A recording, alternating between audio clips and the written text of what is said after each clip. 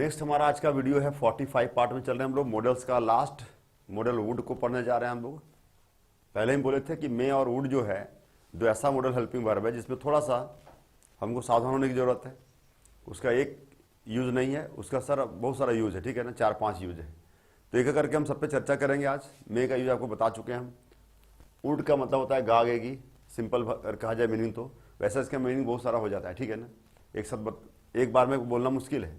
तो जब वुड का मीनिंग गागेगी होगा तब ये क्या करेगा, टू शो पोलाइट रिक्वेस्ट, विनम्रता पूर्वक किसी से अगर हम विनती करते हैं, प्रार्थना करते हैं, रिक्वेस्ट करते हैं कोई काम करने के लिए, ठीक है ना, तो हम लोग वुड का यूज करते हैं विल की जगह में। कोड नंबर 3 में क्या लिखा है, would you like to have a cup of tea, क्या आप एक कप चाय लेना पसंद करेंगे। मतलब पूछ रहे हैं उससे, ठीक है ना, उससे रिक्वेस्ट कर रहे हैं, विनती कर रहे हैं, उसे पोलाइटनेस दिखा रहे हैं। तो जहां पोलाइटनेस दिखता है वहां विल की जगह में वुड और कैन की जगह में कुड हो जाता है, ठीक है ना। नंबर 3 कोड में याद रखिए आप क्या से। तो जैसे क्या से क्वेश्चन शुरू होगा तो हमको अगर पोलाइटनेस दिखाना है, if you want to show politeness, we would use would in place of will की जगह में वुड का यूज करेंगे, ठीक है ना। तो हम लोग पहला नंबर में क्या यूज इसका देख रहे हैं, पोलाइट रिक्वेस्ट, विनम्रता पूर्वक, है ना, विनम्र रिक्वेस्ट के लिए, विनती प्रार्थना के लिए किसी से प्रार्थना कर रहे हैं, क्या आप चाहेंगे, क्या आप मेरे साथ बात करना पसंद करेंगे। Would you like to talk with me, क्या आप मेरे साथ नाश्ता लेना पसंद करेंगे। Would you like to have a lunch with me, breakfast with me, कुछ भी बोल सकते हैं, ठीक है ना। तो इस तरह से वुड यू लाइक से बनता है, क्या आप मुझे कुछ रुपये उधार दे सकते हैं, देंगे, दे सकते हैं, देंगे। तो क्या हो जाएगा, would you lend me some money, है ना। इस तरह से अगर रिक्वेस्ट करना है किसी को विनम्रता पूर्वक तो विल की जगह में आप वुड लगाएंगे यहाँ पे, ठीक है ना। तो उससे क्या दिखेगा, पोलाइटनेस। वैसे विल से भी सेंटेंस बनेगा, गलत नहीं होगा, लेकिन जब हमको पोलाइटनेस दिखाना होता है तो हम लोग विल की जगह में वुड का यूज करते हैं। तो पहला जो प्रयोग है वुड का वो कहाँ पे हुआ, पोलाइट रिक्वेस्ट के लिए ना, विनम्र आग्रह के लिए। शुद्ध हिंदी बोलेंगे तो विनम्र आग्रह के लिए करेंगे, तो वुड सबसे पहले आ जाएगा, फिर यू आएगा, फिर इधर जो भी करना होगा करेंगे, ठीक है ना। तो पहला नंबर क्लियर हो गया होगा आपके दिमाग में। अगर आप किसी से विनती करते हैं तो सेकंड पर्सन ही होगा आपके पास, क्योंकि जब दो आदमी होता है तो बोलने वाला फर्स्ट पर्सन होता है, सुनने वाला सेकंड होता है। अगर अभी हम यहाँ पे हैं और मेरे सामने में अगर आप रहेंगे तो आप मेरे लिए सेकंड पर्सन हो जाएंगे और आपके लिए हम सेकंड पर्सन हो जाएंगे, ठीक है ना। तो यहाँ इसलिए यू लगा हुआ है। तो would you like, would you, उसके बाद कुछ भी हो जाएगा, ठीक है ना। क्या आप मेरी मदद करेंगे, वुड यू हेल्प मी, क्या आप मेरे बगल में बैठेंगे, would you sit beside me. तो कुछ किसी तरह का सेंटेंस होगा, ज्यादातर यू का ही यहाँ यूज होता है, ठीक है ना, क्योंकि हम सेकंड पर्सन से बात करते हैं। तो नंबर 1 क्लियर हो गया आपके दिमाग में कि वुड का पहला यूज कहां पे होता है, विनम्र आग्रह करने के लिए, पोलाइट रिक्वेस्ट करने के लिए। वुड यूज से सेंटेंस शुरू होता है, उसके बाद कुछ भी यहाँ पे भर आप डाल सकते हैं जो आपको डालना है। नंबर 1 क्लियर है। अभी बहुत सारा इसका यूज है, देखते जाते हैं करके। नंबर 1 आपका क्लियर हो गया होगा दिमाग में कि जब आपको किसी से विनम्र आग्रह करना हो, विनती पूर्वक किसी से रिक्वेस्ट करना हो, तो आप वुड यू का यूज करेंगे। उसके बाद इधर वर्ब जो लगेगा लगना है अपना, ठीक है ना। नंबर 2 में क्या बोलता है, it shows irregular past habit, और यहां लिखा हुआ इसी हम लिख दिए हैं रेगुलर पास्ट हैबिट, ठीक है ना, ताकि आपको आगे मिलेगा आपको यूज टू में, फिर भी हम लिख दिए यहाँ पे। क्या कहता है, इरेगुलर मतलब अनियमित, जो रेगुलर नहीं था, कोई काम हो रहा था पर रेगुलर नहीं था, यहां पे रेगुलर है। तो जब इरेगुलर पास्ट हैबिट था, पास्ट का अभी का नहीं मेरा हो, भूतकाल में बीते हुए समय में कोई आदत थी आपकी या मेरी किसी की भी जो अनियमित थी, उसको दिखाने के लिए भी हम वुड का प्रयोग करते हैं। देख लीजिए नंबर 2 में वुड का यूज किया है। सो अगर वुड का हम एक यूज पढ़ा देते कि होता है वुड यू लाइक, तो आदमी क्या कहता है कि एक ही यूज है इसका, नहीं, अगला सेंटेंस आपको ऐसा मिल जाएगा कहीं। तो हम जितना बताना है सारा कवर करेंगे इसमें, ठीक है, एक करके। तो पहला नंबर में हो गया आपका पोलाइटनेस दिखाता है रिक्वेस्ट में। इरेगुलर पास्ट हैबिट था, मतलब जो पास्ट में काम हो रहा था वो रुक रुक के हो रहा था, रेगुलर नहीं हो रहा था। वैसी अगर आदत है, वैसा अगर हैबिट है, तो उसको बताने के लिए भी वुड का यूज किया जाता है। नंबर 2 में क्या लिख रहा है, I would play football in the evening, मैं शाम को फुटबॉल खेला करता था। लेकिन भैया कैसा खेला करता था, रोज नहीं खेलता था मैं, ठीक है ना, इरेगुलर था, ठीक है, रेगुलर उसमें नहीं थे हम। लेकिन यहां पे देखिए क्या बोल रहा है, for regular habits use to का यूज हम लोग आगे पढ़ेंगे, मार्जिनल में जाएंगे तो I use to play football अगर कोई बोलेगा और कोई बोलेगा आई वुड प्ले फुटबॉल, दोनों में अंतर हो जाएगा। जो समझदार आदमी समझ जाएगा, ठीक है ना, कि वुड बोल रहा है मतलब ये बंदा रेगुलर नहीं था, और ये यूज टू बोल रहा है मतलब रेगुलर था। तो जो काम आप भूतकाल में बीते हुए समय में रेगुलर करते थे उसको अगर आपको दिखाना होगा तो आप यूज टू का यूज करेंगे। इसका मतलब ही होता है किया करता था। और अगर रेगुलर नहीं था, अनियमित था, इरेगुलर था, तो आपको वुड का प्रयोग करना है। सिंपल, क्लियर है। अब एक एग्जाम्पल और भी है, देखिए यहाँ पे, he would come and sit with me for hours. Hindi क्या लिखा है, वो आता और घंटों मेरे साथ बैठा करता था, लेकिन रोज नहीं बैठता था। वो जो भी बोल रहा है या बोल रहा है, जो भी इंसान बोल रहा है ना, उसके साथ घंटों बैठता था, लेकिन रोज नहीं। अगर यहीं पे हम यूज टू कर देते कि he used to come and sit with me for hours, तब क्या हो जाता कि रेगुलर उसका हैबिट था वो काम करने का, रोज का धंधा था उसका, ठीक है ना। आता घंटों बैठा करता था, ठीक है ना। तो आपको क्लियर समझ में आ गया होगा कि पास्ट का हैबिट जो है वो दो तरह से दिखाया जा सकता है। अगर वो इरेगुलर है, अनियमित है, रुक रुक के हो रहा है, तो आप वुड का यूज करेंगे। अगर नियमित था तो आप यूज टू का यूज करेंगे, ठीक है ना। सी यूज टू टीच मी, वह मुझे पढ़ाया करती, मतलब रेगुलर में टीचर थी, वो पढ़ाती थी हमको, ठीक है ना। तो रेगुलर जब काम होता है तो यूज टू, और जब इरेगुलर होता है तो वुड। क्लियर है, हो गया होगा, दिमाग में आपका बात आ गया होगा, ठीक है ना। इरेगुलर मतलब अनियमित, छोड़ छोड़ के, रेगुलर मतलब रोज होता था नियमित रूप से, ठीक है ना। तो जब रेगुलर होगा तब वो यूज टू यूज करेंगे, और जब इरेगुलर होगा तो वुड का यूज करेंगे। तो वुड का दूसरा यूज क्लियर है हमारे दिमाग में कि कोई भी पास्ट का जो आदत मेरी थी वो अनियमित थी, इरेगुलर थी, उसको बताने के लिए भी हम वुड का यूज कर रहे हैं। नंबर 2 में, थर्ड नंबर में देखिए क्या बोलता है, इट शोज पॉसिबिलिटी। अब यहां क्या बोल रहा है, सो देखिए, संभावना। पॉसिबिलिटी मतलब क्या होता है, संभावना ना। कुछ गेस कर रहे हैं हम लोग, किसी के बारे अंदाज लगाना, तो अंदाज लगाना, संभावना बताता है ये वुड। अब क्या बोल रहा है यहां से देखिए, 3 सेंटेंस आपके सामने में। She would be 24, there is a girl and we are talking about that girl age. उस लड़की के एज के बारे में बात कर रहे हैं, ठीक है ना। तो हम बोल रहे सी वुड बी 24, अरे 24 की होगी वो, नहीं 25 की होगी, नहीं सी वुड बी 25। डिस्कस हो रहा है, अंदाज लगाना। तो अंदाज लगाने का जहां तक बात होता है, संभावना का जहां तक बात होता है, वहां वुड भी हो जाता है, ठीक है ना। अब यहां देखिए क्या, वह 24 वर्ष की होगी, she would be 24, he would be his father. अब कोई इंसान आ रहा है, दोनों बाप बेटे जैसा लग रहा था, है ना, चेहरा मिल रहा है, तो गेस कर रहा है कि वो उसके पिताजी होंगे, देखने से लग रहा है, नहीं भी हो सकते हैं। ये क्या है, संभावना है, परफेक्ट नहीं है, 100% सही नहीं है। तो जहां पे कोई अंदाज लगाना हो, संभावना बताना हो, वहां वुड बी का यूज हो जाता है। She would be his wife. अब कोई इंसान जा रहा है किसी के साथ में, मान लीजिए शादीशुदा एक है, बिना शादीशुदा, ऐसा तो नहीं पति पत्नी जैसा लग रहा है, देखने में लग रहा है, हो सकता है नहीं भी हो सकता है, तो वो उसकी पत्नी होगी, हो भी सकती है, नहीं भी हो सकती है। तो सी वुड बी हिज वाइफ, देख के लगा किसी साथ में है तो वो पति पत्नी होगा। तो जहां संभावना बताना होगा आपको, वहां पर भी आपका वुड बी का प्रयोग होगा।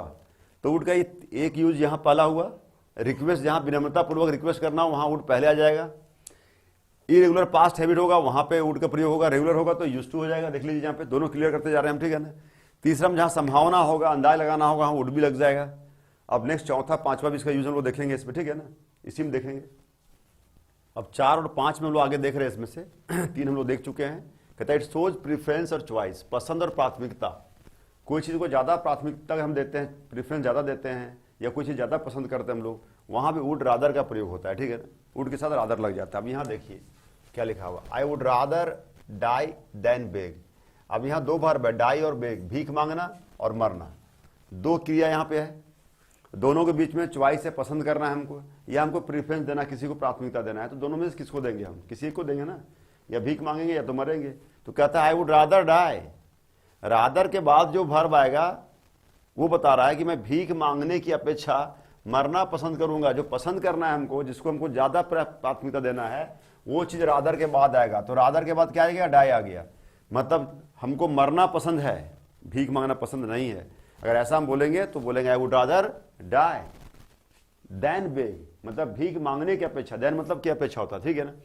तो भीख मांगने की अपेक्षा मैं मरना पसंद करूंगा। तो वुड रादर का प्रयोग होता है प्राथमिकता या पसंद को दिखाने। 2 चीजें यहाँ पे भर मिलेगा आपको, है ना।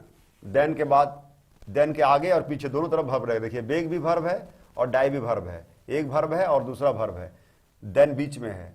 डाई मतलब होता है मरना, बेग मतलब होता है भीख मांगना, इससे बनता है बेगर, भिखारी, ठीक है। तो आप यहाँ पे क्या लिखेंगे, आई वुड रादर के बाद आपको वो भर्ब लिखना है जिसको आप पसंद करते हैं, जो आपका चॉइस है, जिसको आप प्रेफरेंस देते हैं। और जिसको नहीं देना देन के बाद लिखना है। तो यहाँ पे मैंने लिखा कि मैं भीख मांगने की अपेक्षा मरना पसंद करूंगा। यहाँ लास्ट में आया है, वो यहाँ पहले आ जाएगा।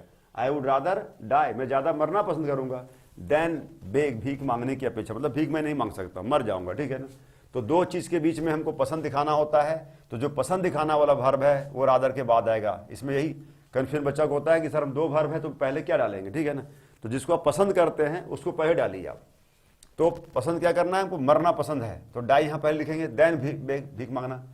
अब कोई बोलेगा मैं मरने की अपेक्षा भीख मांगना पसंद करूंगा, कोई ऐसा भिखारी होता ही नहीं होता है, तो क्या बोलेगा, I would rather beg than die. वो मरेगा नहीं, भीख मांगेगा, तो मांगो भाई, तुमको भीख मांगना है तो मांगो, कोई दिक्कत नहीं है, ठीक है। तो ऐसा सेंटेंस अगर मिलेगा आपको तो अब यहाँ पे आप डाई लगा, बेग लगाइए, यहाँ पे डाई लगाइए, ये आपकी मर्जी है, कोई मतलब नहीं है, ठीक है। अब यहाँ क्या करता है, I would rather stay at home than go out. अब यहाँ रादर के बाद क्या कर रहा है, स्टे एट होम, मतलब भैया मैं बाहर जाने की अपेक्षा घर पर रहना पसंद करूंगा, ठीक है। बाहर जाना गो आउट और स्टे एट होम, दो वर्ब है, एक और दो, तो पसंद हम क्या कर रहे हैं, घर पे रहना, बाहर नहीं जाएंगे, ठीक है ना। तो आई would rather stay at home.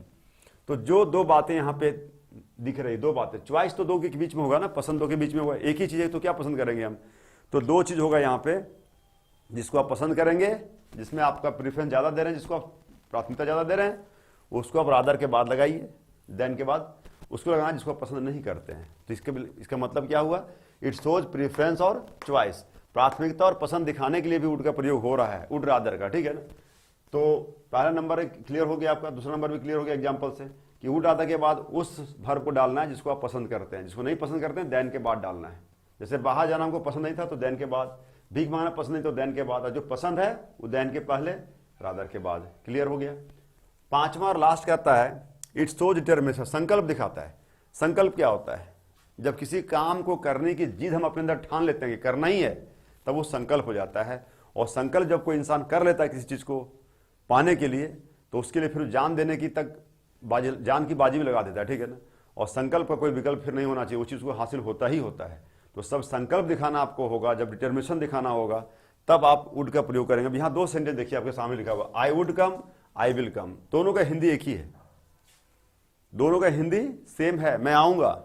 लेकिन कोई बोलेगा मैं आऊंगा आई विल कम, ये सेंटेंस जो है डाउटफुल है, आ भी सकता है नहीं भी आ सकता है, ये 100% श्योर है आएगा। अगर वो आप बोला आदमी कि आई वुड कम, कोई बोल दिया आपको ना, इसका मतलब है संकल्प दिखा रहा है वो आएगा। रास्ते में अगर तूफान आएगा, तूफान में मर जाएगा तो डेड बॉडी रास्ता में उसका मिलेगा, लेकिन वो रास्ते में मिलेगा, घर में नहीं मिलेगा। और आई विल कम बोल दिया अगर कोई इंसान आपको, तो बारिश हो रहा तो फोन कर देगा, सर आज हम नहीं आ पाएंगे, बारिश हो रहा है, ठीक है भाई मत आओ। विल में डाउट है, वुड में कोई डाउट नहीं है। तो ये पांच जो आपको यूज बताया गया, देख लीजिए वुड का यूज कितना है, 5 यूज है। 6 नंबर में आता है कंडीशनल सेंटेंस, उसमें भी वुड का यूज करते हैं हम लोग, आगे उसको हम देखेंगे दूसरा वीडियो में, ठीक है ना। अभी हम यहीं पे इसको क्लोज करते हैं, फिर वीडियो लंबा हो जाएगा आपका।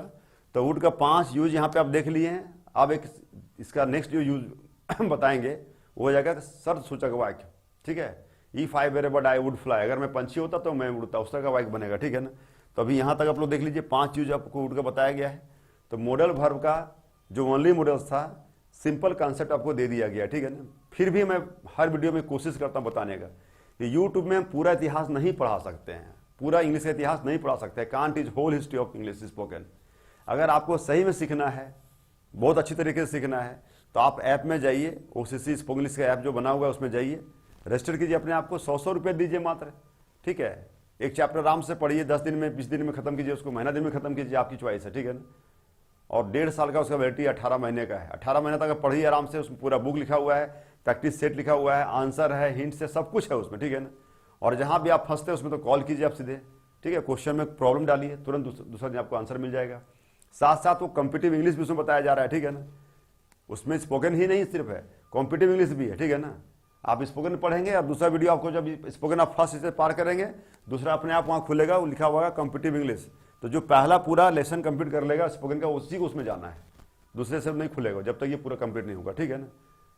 आगे मिलते हैं फिर हम लोग नेक्स्ट वीडियो में। आगे हम लोग देख रहे हैं, आज 45 ही चल रहा है हमारा, ठीक है ना। 5 तक हम लोग देख चुके थे इसका क्या क्या यूज था, ठीक है। आज हम लोग जो इसका 6 नंबर में देख रहे हैं would for conditional sentence. Conditional का मतलब क्या होता है? शर्त सूचक वाक्य, है ना। जब हम कोई कंडीशन रखते हैं, अगर तुम हमको कुछ दोगे तब तुमको मैं दूंगा, ठीक है। लाइफ जो आजकल जीवन जो हमारा है वो हर जगह क्या हो गया है? कंडीशनल हो गया ना, कि इफ यू हेल्प मी, अगर तुम मेरी मदद करते हो then I will help you, तब तुम्हारी मैं मदद करूंगा। तो आज के डेट में क्या है कि शर्त हर जगह आ गया है, पर्सनल जीवन में भी आ गया है, और ये हमारे लिए बहुत हानिकारक है। In personal life condition is not required at all, जरा सा इसकी जरूरत नहीं, ठीक है ना। लेकिन हम लोग पर्सनल लाइफ में भी कंडीशन रखते हैं, अपने पत्नी से, अपने पति से, अपने बच्चों से, अपने माता पिता से, है ना, कि बच्चे अच्छे से पढ़ेंगे तब मैं उनको ये करूँगा। बेटा बोलता है हमको तुम पैसा दोगे तब हम पढ़ेंगे, पत्नी बोलती है हमको तुम प्यार करो तब तुम्हारी सेवा करेंगे। ऐसा बहुत सारा कंडीशन है हर जगह है। तो अगर कंडीशन का सेंटेंस जब हम बनाना सीखेंगे तो भाई हमको देखना होगा कि क्या क्या होगा। तो हम ए में भी देख रहे हैं, फिर बी सी डी से जितना भी है सबको देखेंगे। मैं पहले बोला था कि मे और वुड दो ऐसा मॉडल्स है जिसका वेरियस यूज है, बहुत तरह का यूज है, ठीक है ना। तो पहला यूज, दूसरा, तीसरा, चौथा, पांचवा हम लोग कर चुके, छठा में भी हम लोग इसमें पहुंचे हैं इसी वीडियो में, और देख रहे हैं कि वुड का मतलब नंबर 1 में जो कंडीशन आएगा, शर्त आएगा, कैसा आएगा। तो यहां सबसे पहले देखिए क्या लिखा हुआ है, if I were a bird I would fly. अब यहाँ पे फर्स्ट टाइम में आपको लग रहा होगा कि आई के साथ क्या लग गया है? वेयर लग गया है। वर्ड जो होता है WERE प्लूरल हेल्पिंग वर्ब है, ठीक है ना। वाज का प्लूरल होता है वर। तो if I were A bird I would fly, कहता अगर मैं एक पंछी होता तो उड़ता। तो शर्त क्या है? पंछी होता तब तो उड़ता ना। तो उसको बताने के लिए जब सेंटेंस कैसा हो? कंडीशनल हो, है ना, शर्त सूचक हो, तो उस समय जब हम सेंटेंस बनाएंगे तो इफ के बाद कोई भी सब्जेक्ट आएगा, सिंगुलर आवे या प्लूरल आवे, उससे कोई मतलब नहीं है, आपको देना वेयर ही पड़ेगा। वहां पे ध्यान से सुनिए मेरी बात को, आप क्या देना है? वेयर देना है। आई के बाद भी वेयर होगा, यूवी के बाद भी होगा, यू के बाद भी ही सी सब। वैसे तो प्लूरल नंबर का जो सब्जेक्ट होता है आपको बताया गया है, इतना बार आप सब वीडियो जब देखे होंगे तो पता चला होगा कि जो प्लूरल सब्जेक्ट होता है उसके बाद तो हमेशा प्लूरल वर्ब आता ही आता है, नेचुरल है। लेकिन यहाँ पे अननेचुरल क्या हो रहा है कि आई सिंगुलर सब्जेक्ट है। अभी तक आपको मैंने ये पढ़ाया था कि आई के साथ वाज लगना है, ही के साथ वाज लगना है, ठीक है ना। लेकिन यहाँ आई के साथ मैं वेयर लगा रहा हूँ, तो ये सिर्फ एक ही जगह अपवाद के रूप में है, ठीक है ना। ये हर जगह आपको ऐसा यूज नहीं करना है, ठीक है ना। आपको देखना होगा कि सेंटेंस कैसा, अगर कंडीशनल सेंटेंस है तब आई के साथ वेयर लगेगा, ही सी सबके साथ में वेयर लग जाएगा, ठीक है। ये स्पष्ट बात हो गई। तो इसमें से अभी ए लिखे हैं सिर्फ हम, मतलब एक एग्जाम्पल दे रहे हैं, एक का इतना सारा एग्जाम्पल है, ठीक है ना।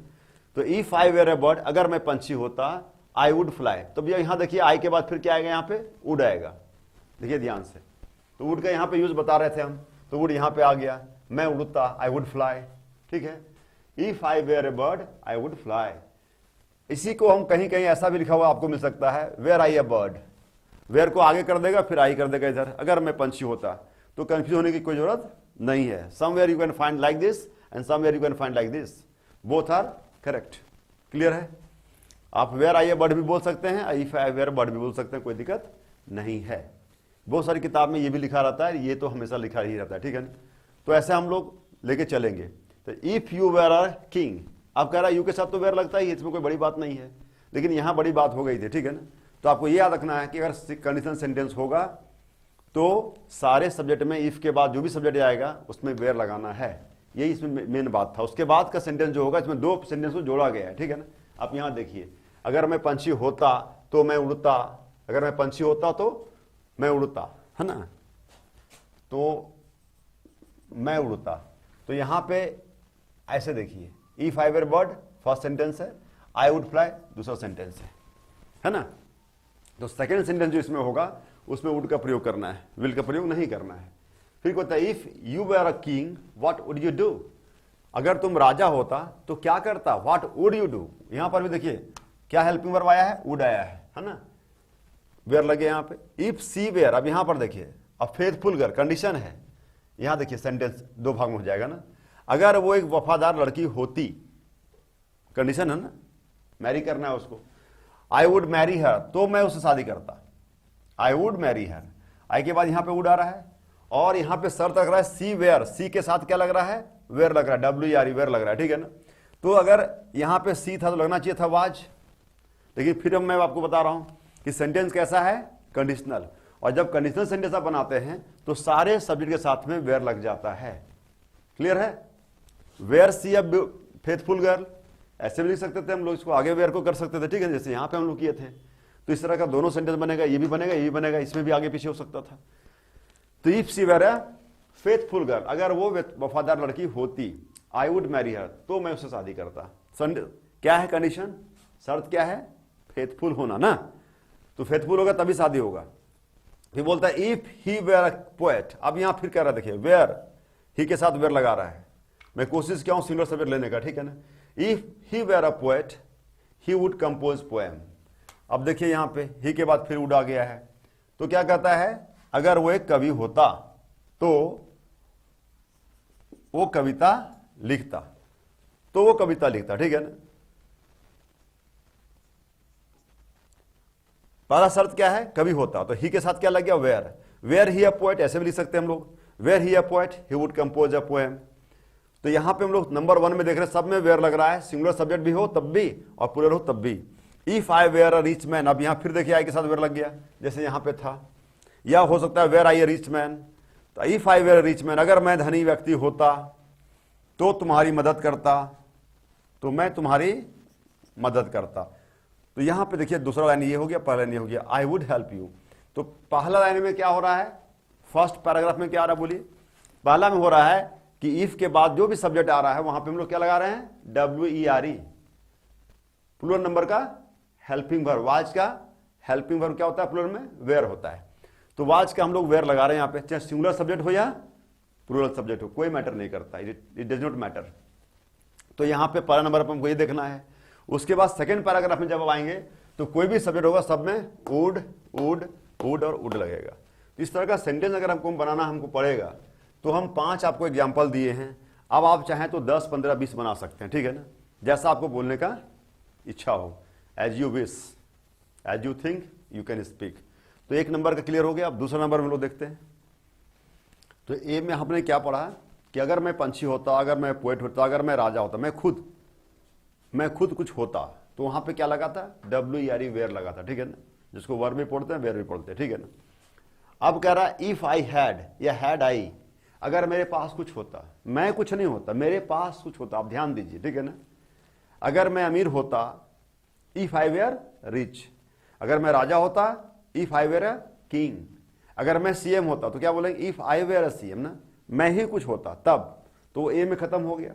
अब बी में क्या कहता, अगर मेरे पास होता, मैं नहीं होता, मेरे पास कुछ होता, ठीक है ना।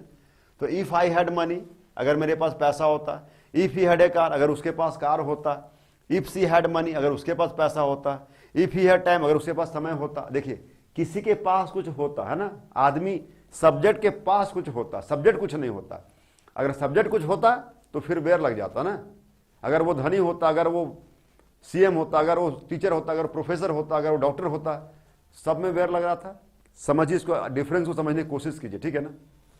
अभी क्या रहा है, क्या, अगर उसके पास होता, अगर मेरे पास, अगर आपके पास होता, तब वहां पे हैड का यूज करना है, वेयर का यूज नहीं करना है। देखिए यहां से इफ आई हैड, है ना, मनी, अगर मेरे पास पैसा होता, इसी को हम लोग लिखते हैं हैड आई मनी, ऐसा भी लिख सकते हैं हम लोग, ठीक है ना, had I money, I would help her. फिर यहां पे देखिए वुड आ गया, तो वुड का यूज में वुड आना ही आना है। तो क्या बोलता, अगर मेरे पास पैसा होता तो उसकी सहायता करता, या तो मैं उसकी सहायता करता। मैं यहां दे भी सकते, नहीं भी दे सकते, ठीक है ना। अगर मेरे पास पैसा होता तो उसकी सहायता करता, इफ आई हैड मनी या हैड आई मनी। देखिए दोनों ध्यान से देख लीजिए यहां पे, ठीक है ना, कहीं के ऐसा भी लिखा हुआ आपको मिल जाएगा, ठीक है। If I had a car I would go for a long drive, क्या बोलता, अगर मेरे पास कार होती तो मैं लंबी यात्रा में जाता, लॉन्ग ड्राइव में जाता, ठीक है ना। मेरे पास होता, मैं कार नहीं होता, मेरे पास कार होती, यहां पे हैड लगा हुआ देखिए, है ना। और इफ आई वेयर रिच, अगर मैं अमीर होता, ये भी हो सकता है, तो फिर वेयर लग जाता है यहां पे। तो सब्जेक्ट अगर कुछ होगा तो वहां पे वेयर लगेगा, और सब्जेक्ट के पास कुछ होगा तो हैड लगेगा। अंतर क्लियर है ना। अगर मैं धनी होता तो क्या बोलेंगे, इफ आई वेयर रिच। अगर मेरे पास पैसा होता, पास आ गया, इफ आई हैड मनी, तो हैड कहां लगता है, जब कर्ता के पास कुछ होगा या होता, कर्ता ही कुछ होता तो वेयर लग जाता। क्लियर है दोनों के बीच में अंतर ना। आगे बढ़ते हैं। If she had money she would help me, अब क्या कर रहा है, अगर उसके पास पैसा होता तो मेरी मदद करती, मुझे मालूम है, she is very helpful and very kind to me, मेरे लिए बहुत मददगार है, दयालु है। अगर उसके पास पैसा होता तो, if she had money she would help me. ये देखिए इसी के बाद वुड आ रहा है यहां पे, क्लियर है। लास्ट हमने एक सेंटेंस बनाने की कोशिश किया है, if I had time, if he had time, अगर उसके पास समय होता, ही वुड टीच मी, ही के बाद आ गया वुड, तो मुझे पढ़ाता। अगर उसके पास समय होता, पैसा होता, कार होता, घर होता, दोस्त होता, कोई चीज होता उसके पास, ध्यान से सुनना है, तो हम लोग ऐसा सेंटेंस बनाते हैं सभी के साथ में, सभी के साथ में हैड लगाते हैं या हैड पहले लाते हैं, दोनों शर्त है, हैड आई मनी या इफ आई हैड मनी। अगर हैड को बाहर करेंगे इफ को देने की जरूरत नहीं पड़ेगी।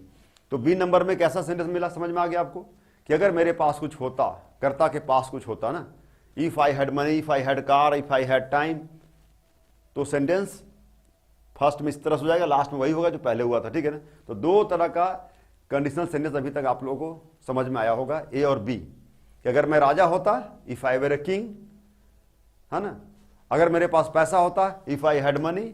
तो दोनों में अंतर समझ में आना चाहिए आपको कि क्या कहना चाह रहा है सेंटेंस ना। अगर कर्ता कुछ खुद रहेगा तो वेर लगाना है, कर्ता के पास कुछ रहेगा तो हैड लगाना है, बाकी का सेंटेंस वैसे ही होगा जो उसमें था, वुड लगेगा, ठीक है ना। अब नेक्स्ट हम लोग सी में देखते हैं क्या होता है।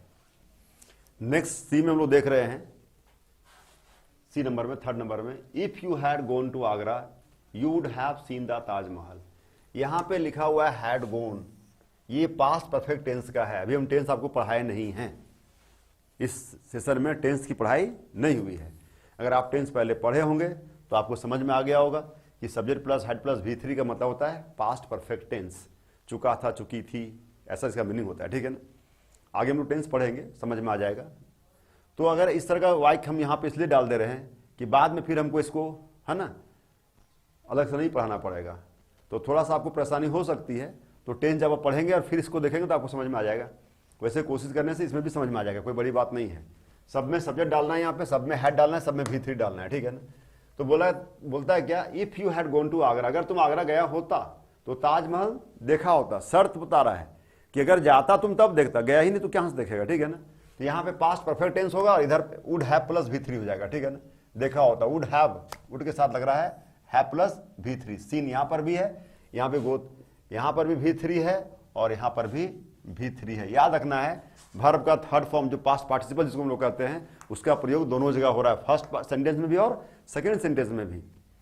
आपको मैं शुरू में ही बता चुका हूं कि हिंदी मीडियम का जो बच्चे होते हैं उनके लिए मेजर प्रॉब्लम है, सबसे बड़ा प्रॉब्लम है V1, V2, V3 को समझना और उसकी लिस्ट को याद करना, क्योंकि बेचारे हिंदी में पढ़ते हैं, उनको इसकी जरूरत नहीं पड़ती है और सोचते इसका जरूरत भी नहीं है। लेकिन बाद में जब वो आगे बढ़ते हैं तो उनको लगता है ये तो बहुत बड़ा चीज़ है। अब बड़ा चीज़ है और छोटा चीज़ याद ही नहीं है ना। तो बड़ी बड़ी जो गाड़ियाँ चलती हैं, बड़े बड़े जो बस है, ट्रक है, कोई भी चीज़ है, उसके चक्के उतने बड़े जो घूमते हैं उसमें छोटा छोटा नट बोल्ट कसा रहता है, ठीक है ना। चक्का तो बहुत बड़ा होता है लेकिन कसा किससे रहता है उसको बताइए, नट और बोल्ट से, ठीक है ना। छोटा सा एक नट बोल्ट अगर उसमें खुल जाए ना तो गाड़ी का चक्का आगे नहीं चल सकता, वो गाड़ी से अलग हो जाएगा। तो गाड़ी से चक्के को, व्हील को जो अटैच रखता है वो क्या बताइए, नट छोटा सा और एक बोल्ट है ना।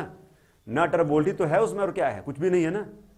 तो अंग्रेजी आप बहुत अच्छा से बोलते हैं, इसका मतलब जरूर है कि आप V1, V2, V3 जानते हैं। अगर आप ये नहीं जानते हैं तो चैलेंज है मेरा कि आप नहीं बोल पाएंगे। तो इंग्लिश मीडियम में आप पढ़े नहीं, आपके पास वर्ब का लिस्ट नहीं है, इसीलिए वर्ब का लिस्ट को कंप्लीट याद कर लीजिए। मैं कई बार बोलता हूँ, फिर मैं बोल रहा हूँ, ठीक है ना। आपको पूरा इंग्लिश अगर कंप्लीट करना है, आप लर्निंग ऐप मेरा जो CC का स्पोकन इंग्लिश का जो ऐप है उसमें जाइए, ठीक है ना। रजिस्टर कीजिए उसमें अपने आप, आराम से उसमें सब 1300 लिस्ट है वर्ब का, ठीक है ना। 250 लिस्ट ऐसा है जिसमें उच्चारण भी हिंदी में लिखा हुआ है, कहीं प्रॉब्लम ही नहीं है, ठीक है ना। तो शुरू से आप उसमें पढ़ेंगे आराम से, ठीक है ना। ऐसे यूट्यूब तो चलता ही रहेगा। तो कहता है क्या, if you had gone to Agra you would have seen the Taj Mahal, अगर आप आगरा गए होते तो ताजमहल देखे होते। If she had come to OCC she would have learned English, अगर वो OCC आई होती तो अंग्रेजी सीखी होती। सेंटेंस में शर्त बता रहा है, आई होती तो सीखी होती ना। If I had earn money, अगर मैं पैसा कमाया होता, I would have bought a car, मैं कार खरीदा होता। तो यहाँ पे दो सेंटेंस हैं, दोनों में ध्यान दीजिए V3 है, ये भी V3 है, बाउट V2 भी होता है, बाउट V3 भी होता है, ठीक है ना। अर्न V2 भी है और V3 भी है। यहाँ हैड लगा हुआ है इसलिए V3 के रूप में यहाँ पे आ रहा है, यहाँ भी हैव लगा हुआ है इसलिए V3 के रूप में आ रहा है, ठीक है ना। तो दोनों पार्ट में V3 का प्रयोग हो रहा है, कम केम और फिर कम हो जाता है, ठीक है ना। लर्न लर्न हो जाता है V3, देख लीजिए। तो इस सेंटेंस में क्या समझ में हमको आया, इसमें यह समझ में आया कि दोनों में क्रिया रहेगा, यहां पर भी क्रिया है, यहां पर भी क्रिया है। एक काम हुआ होता तब दूसरा काम होता है ना। अगर तुम आगरा गया होता तो ताजमहल देखा होता, अगर वो ओसीसी आई होती तो अंग्रेजी सीखी होती, अगर मैं पैसा कमाया होता तो कार खरीदा होता। तो इस तरह का वाक्य जब होगा तो पहला जो सेंटेंस बनेगा आपका वो पास्ट परफेक्ट टेंस में बनेगा और दूसरा वुड है प्लस V3 से बनेगा। ठीक है, इस तरह का वाक्य हम लोग देखेंगे, अभ्यास करेंगे। अब डी में देखते हैं क्या होता है। नेक्स्ट डी में देखिए क्या है, कहता है क्या, if I won a lottery I would build a hospital. Won, win, won, ये V2 है ना। अब यहां पे अभी हम देख रहे हैं पास्ट सिंपल टेंस को, इसके पहले देखे थे पास्ट परफेक्ट टेंस को, ठीक है ना, हैड का। तो अगर इस तरह का वाक्य रहेगा, अगर मैं लॉटरी जीतूं तो एक अस्पताल बनाऊं, शर्त है ना, जीतूं तब बनाऊं। तो यहां पे इस तरह का वाक्य जब आएगा तो आपको पास्ट सिंपल टेंस का V2 यूज करना है फर्स्ट पैराग्राफ में, और सेकंड में सिंपल रहेगा वुड, बस कुछ नहीं है। दो पार्ट में आपको देखना है मुझे, ठीक है ना। अगर मैं लॉटरी जीतूं, if I won lottery I would build a hospital, मैं एक अस्पताल बनाऊं। If she came here, come came come, V2, I would help her, simply would, अगर वो यहां आए तो मैं उसकी सहायता करूं, मदद करूं, ऐसा सेंटेंस रहेगा।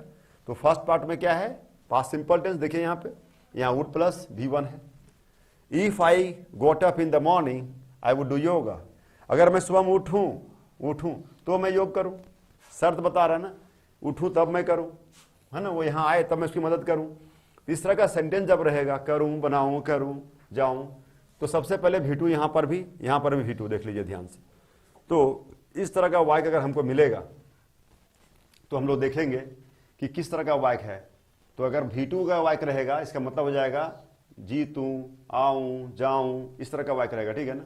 अगर मैं लॉटरी जीतूं तो अस्पताल बनाऊं, इफ आई वोन lottery I would build hospital, अगर वो यहां आए तो मैं उसकी सहायता करूं, है ना। If she came here I would help her, if I got up in the morning I would do yoga, अगर मैं सुबह में उठूं तो योग करूं। तो ये अभी तक हम लोग देख रहे हैं सब में वुड लग रहा था, ये 4 आपका वुड का यूज था। अब एक पांचवा देखेंगे लास्ट में हम लोग, और पांचवा जो हमारा होगा वो होगा विल से, ठीक है, पांचवा और लास्ट। तो कैसा होगा आप देखिए, इसको हम लोग यहां तुरंत देख लेते हैं 1 मिनट में। लास्ट, नेक्स्ट और लास्ट, ठीक है ना। अब कहता है इसमें क्या, सो देखिए, अगर वो यहां आएगी तो मैं उसकी सहायता करूंगा, आएगी और करूंगा, सेंटेंस को देखिए यहां पे, अगर वो यहां आएगी तो मैं उसकी सहायता करूं। दोनों सेंटेंस जो है वो फ्यूचर सिंपल का है, मॉडल्स में विल और शैल का है, ठीक है, क्लियर है। मॉडल्स हम लोग पढ़ चुके हैं, विल का है, मैं जाऊंगा आई विल गो, है ना, तुम आओगे यू विल कम, ऐसा सेंटेंस है। जो लड़का मॉडल्स पढ़ा है, मेरा पिछले का वीडियो जानता होगा। हिंदी में तो दोनों लग रहा है गागेगी का सेंटेंस, लेकिन जब अंग्रेजी बना रहे हैं तो भाई मामला गड़बड़ हो जा रहा है ना। गड़बड़ क्या हो जा रहा है, इफ सी कम्स हियर, अब ये सेंटेंस जो यहाँ कम्स है ये तो पास्ट प्रेजेंट सिंपल का है, नंबर 1 सेंटेंस है ना, कम्स लगा हुआ है, होना चाहिए था यहां आएगी, है ना, she will come, if she will come होना चाहिए था, क्योंकि गागेगी लगा हुआ है ना, नियम से तो वही होना चाहिए था। लेकिन जब ये सेंटेंस कंडीशनल हो जाता है, शर्त सूचक हो जाता है, ठीक है, ध्यान देने की बात है। और इसमें आप ये भी देखेंगे कि यहाँ पे विल लग गया है, वुड अब खत्म हो गया, ठीक है ना। तो वुड इसमें नहीं है, फिर भी इसको इसमें क्यों डाला गया, आप ये क्वेश्चन कर सकते हैं। तो भाई इसको इसलिए डाला गया है कि विल का ही फैमिली है वुड, और ये भी सेंटेंस कैसा है, कंडीशनल, इसीलिए इसको भी इसमें जगह दे दिया गया, गुस्सा मत मानिए, ठीक है ना। बेचारा ये भी इसी का फैमिली का है, बाहर का नहीं है बेचारा, ठीक है। तो हम इसी में रख दिए इसको, इससे कोई बड़ा बात नहीं है ना। थोड़ा सा इसको जगह मिल गया यहीं पे, क्योंकि ये भी बोलता है हम भी शर्त सूचक वाला वाक्य है, ठीक है ना। तो आपको देखना है कि अगर सेंटेंस ऐसा रहेगा जिसमें दोनों के लास्ट में रहेगा फ्यूचर सिंपल, आएगी और करूंगा।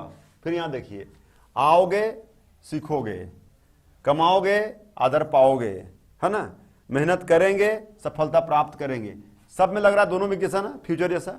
तो जब ऐसा सेंटेंस आपको मिले जो अगर से शुरू हो और वो शर्त सूचक सेंटेंस हो, और दोनों का सेंटेंस, दोनों पार्ट, फर्स्ट पार्ट और सेकंड पार्ट, दोनों फ्यूचर सिंपल जैसा सुनाई पड़ता हो, दिखता हो भी, तो भी हमें क्या करना है, फर्स्ट पार्ट को प्रेजेंट सिंपल का नंबर 1 सेंटेंस जो होता है अफर्मेटिव कोड में जो हम लोग बनाते थे, कोड नंबर 1 में बनाना है, और सेकंड फेज का जो आएगा उसको हमको विल के साथ फ्यूचर सिंपल में बनाना है। मतलब प्रेजेंट सिंपल टेंस और फ्यूचर सिंपल टेंस दोनों को मिक्स कर देना है, ठीक है, ये याद रखना है आपको। तो मैं क्या बना रहा हूं, अगर वो यहां आती है, अगर इसका शुद्ध हिंदी निकाला जाए तो क्या हो जाएगा, अगर वो यहां आती है तो मैं उसकी सहायता करूंगा। लेकिन हिंदी में सुनने में अच्छा लगता है, इसलिए हम लिख देते हैं अगर वो यहां आएगी तो मैं उसकी सहायता करूंगा। तो ध्यान देना है आपको कि अगर दोनों जगह देख लीजिए यहां से यहां तक दोनों का लास्ट का वर्ब अगर गा गेगी से रहेगा तो आपको बनाने समय फर्स्ट पार्ट जो होगा वो प्रेजेंट सिंपल से बनाइए और सेकेंड पार्ट है वो फ्यूचर सिंपल से यानी विल से बनाइए। समझ में आ रही है आपको बात? तो मैं क्या बनाया, इफ सी कम्स हियर, अगर वो यहां आती है, यहां पे बोल रहे आई विल हेल्प हर, यहां पे विल लगा रहे, देखिए ध्यान से, वुड अब होगा भी नहीं, ठीक है ना।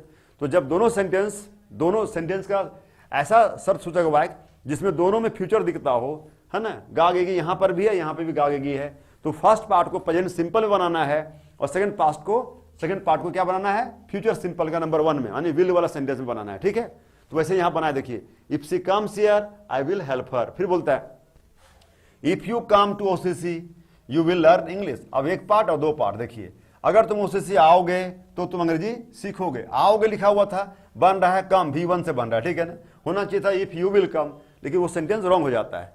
शर्त सूचक वाक्य जब दोनों में आगे रहेगा, दोनों पार्ट में, तो मैं कई बार रिपीट कर रहा हूं कि पहला पार्ट को आप बनाइए किसमें, बोलिए, प्रेजेंट सिंपल में, और दूसरा पार्ट को फ्यूचर सिंपल में, वो भी नंबर 1 कोड में, अफर्मेटिव में, ठीक है।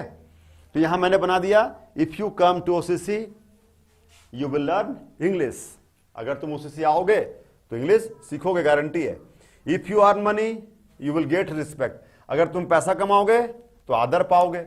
अब देखिए यहां पे है फर्स्ट पार्ट में यू अर्न क्या है, V1 है, प्रेजेंट सिंपल का है, लेकिन यहां लग रहा है फ्यूचर सिंपल जैसा, तो लगेगा कि आपको बनाना इसी में, ठीक है ना। तो अगर तुम पैसा कमाओगे तो आदर पाओगे, अगर लग गया यहां पे, इसीलिए यहां पे प्रेजेंट सिंपल में हो रहा है, ठीक है ना। If you earn money you will get respect, if we work hard incessantly मतलब लगातार होता है बिना रुके हुए, ठीक है ना, we will get success at any cost, हर हाल में होता है, ठीक है ना। अगर हम लोग लगातार मेहनत करेंगे तो हर हाल में सफलता प्राप्त करेंगे। तो ये था आपका पूरा कंडीशनल सेंटेंस का सेंटेंस, शर्त सूचक वाक्य, इससे ज्यादा नहीं है। तो वुड का यूज मेरा पूरा खत्म हो गया, एक लंबा वीडियो बन गया थोड़ा सा, ठीक है ना। इसको आप बार बार देखेंगे, 1-2 बार समझेंगे और फिर अभ्यास करेंगे। उम्मीद करता हूं कि आप जरूर बोलेंगे, ठीक है ना। अपने आप को मोटिवेट करते रहना है, अपने आप को डीमोटिवेट होने नहीं देना है, ठीक है ना। बहुत सारे लोग क्या करते हैं, जब काम शुरू करते हैं ना तो बहुत जोश उनमें होता है, उस जोश को वो लोग बहुत जल्दी फिर 1 महीना में 1.5 महीना में खत्म हो जाता है जोश उसका। क्यों खत्म हो जाता है? क्योंकि अपने अंदर वो अपने आप को चार्ज नहीं कर पाते हैं। तो अपने को चार्ज भी करना है ना, और मेहनत भी करना है। मेहनत करेंगे तभी चार्ज हो पाएंगे, और चार्ज करेंगे तभी मेहनत कर पाएंगे, ठीक है। Harder you work better you feel harder you work, दोनों का एक दूसरे से बहुत इंटीमेट रिलेशन है, ठीक है ना। तो आगे का वीडियो हम लोग देखते हैं 46 में क्या होता है। सो अभी तक के लिए इसी में